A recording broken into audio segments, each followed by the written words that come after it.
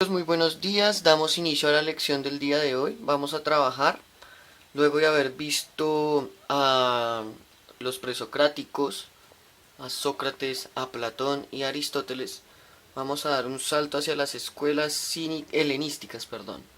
Las escuelas helenísticas o el periodo helenístico fue el periodo consecutivo después de la muerte de Aristóteles.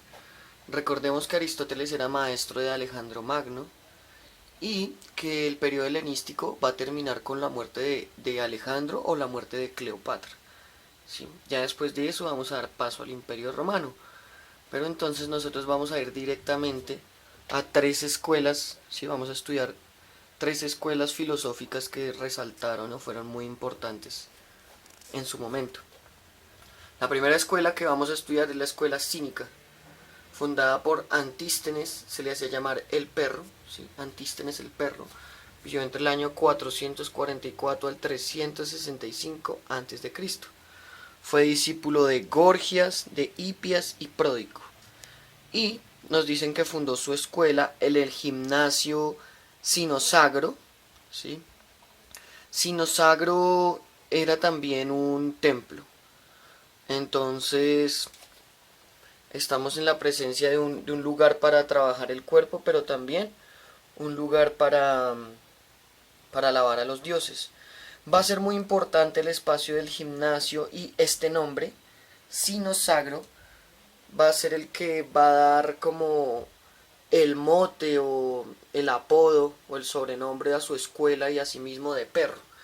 Ya les explico cuál es la cuestión del gimnasio Sinosagro, por qué es tan importante en este punto. El gimnasio de Sinosagro, en español la palabra Sinosagro traduce como perro ágil, ¿sí? De ahí que a la escuela cínica se le conozca como la escuela de los perros y a Diógenes se le conozca también como perro, porque impartía sus lecciones en este gimnasio que a la vez era un templo, ¿sí? El gimnasio de Sinosagros funcionaba como un templo. ¿Qué pasaba con Antístenes? Él era un gran atleta, ¿sí? Era un profesional de en la palestra. La palestra es como un espacio comunitario dentro del gimnasio donde se hacen actividades en público, ya sean demostraciones deportivas o pueden ser también demostraciones literarias, políticas.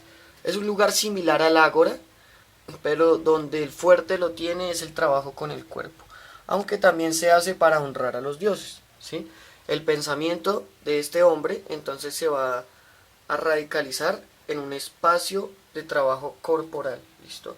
No olvidemos esta parte de guerrero, esta característica de él. También es importante contar que era hijo de una esclava tracia, sus padres eran tracios. Como ya les había comentado, los griegos son extremadamente nacionalistas y aquel que no haya nacido en Grecia es conocido como meteco, extranjero o otra forma de decir bárbaro, ¿sí? Y también de hecho, como vamos a ver a continuación, los tracios tenían fama de ser bárbaros. Bueno chicos, con respecto al pueblo tracio, que era el pueblo de nuestro amigo Antístenes, decimos que es un pueblo bárbaro producto de la unión de distintas tribus indoeuropeas. Su esplendor o su desarrollo fue desde el año 3000, ¿sí? Desde la edad de bronce de la Grecia antigua hasta el año 300 a.C. Fueron vencidos por los romanos. ¿Qué sabemos también de ellos? Sabemos que luchaban desnudos, cubiertos por un tinte azul extraído de ciertas plantas y eran temerarios, salvajes y desordenados. La razón de que fueran desordenados fue por la cual fueron derrotados por la disciplina de las tropas romanas. ¿Sí? Tenían muchos conflictos entre ellos, era un pueblo temerario y sobre todo se caracterizaba por su salvajismo en el combate. ¿Sí? Entonces de ahí también podemos inferir la naturaleza o el origen guerrero de Antístenes, a diferencia de los otros filósofos que habíamos estudiado. Entonces es muy importante tener en cuenta la condición de extranjero de Antístenes porque va a ser como una razón por la cual muchos griegos nativos van a intentar humillarlo. ¿Listo? comentaba ahorita, uno de los motes o una de las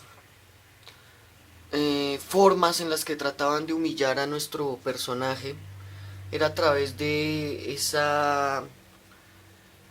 desprecio natural del griego por el extranjero, por el mestizo, el bárbaro. Sí, además el hecho de que su padre era ateniense, sí, se llamaba igual que él, por eso pues residía en Atenas por su padre, pero su madre era esclava, una esclava tracia, como les dije.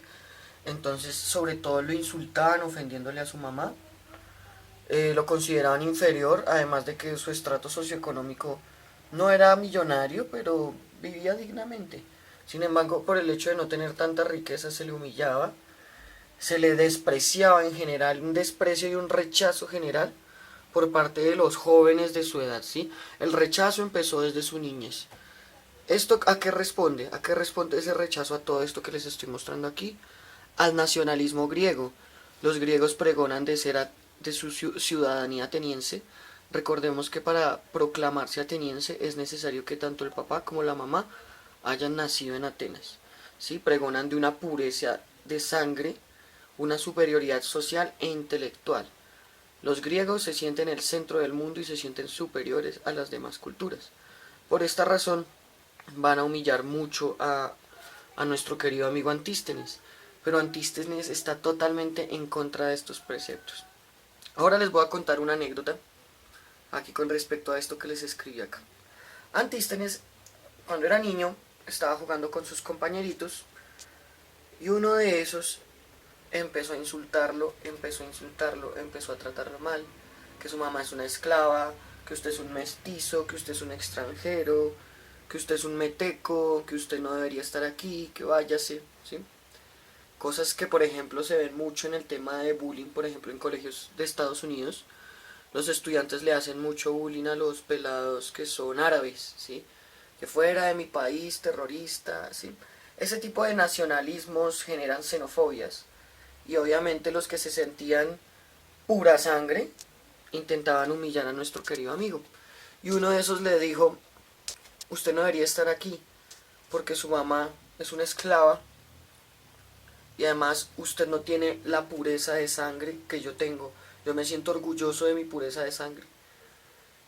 Todos los compañeritos se callaron, pues porque dijeron, uy, se dieron cuenta que, pues que eso fue muy ofensivo, que la verdad el pelado se pasó con Antístenes.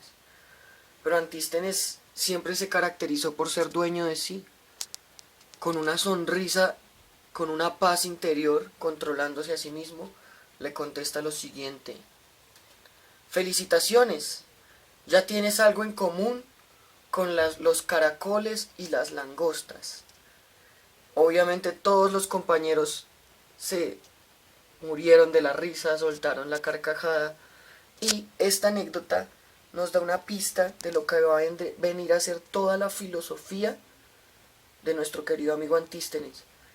La filosofía de la ironía, de la burla, ¿sí? Del sarcasmo, de ser cínico e irónico, de sacar del dolor una sonrisa irónica. ¿Sí? En este caso le está diciendo como que él es indiferente, ¿sí? a esa nacionalidad, a esa pureza de sangre, que también la podrían tener los caracoles o las langostas.